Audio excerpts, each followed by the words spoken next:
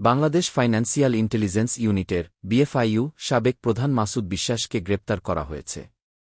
আজ শনিবার পুলিশের গোয়েন্দা বিভাগের সহায়তায় অভিযান চালিয়ে তাকে গ্রেপ্তার করে দুর্নীতি দমন কমিশন দুদক। এর আগে আয় বহির্ভূত সম্পদ অর্জনের অভিযোগে গত 2 জানুয়ারি মাসুদ বিশ্বাসের বিরুদ্ধে মামলা দায়ের করে দুদক।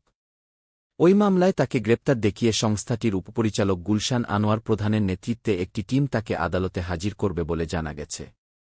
মামলার এজাহার সূত্রে জানা যায়, মাসুদ বিশ্বাস তার নিজ নামে 1,87,72,622 টাকার আয় বহির্ভূত অবৈধ সম্পদ অর্জন করে তা নিজে ভোগ দখলে রেখে শাস্তিযোগ্য অপরাধ করেছেন। এজন্য তার বিরুদ্ধে দুর্নীতি দমন কমিশন আইনে মামলা রুজু করা হয়।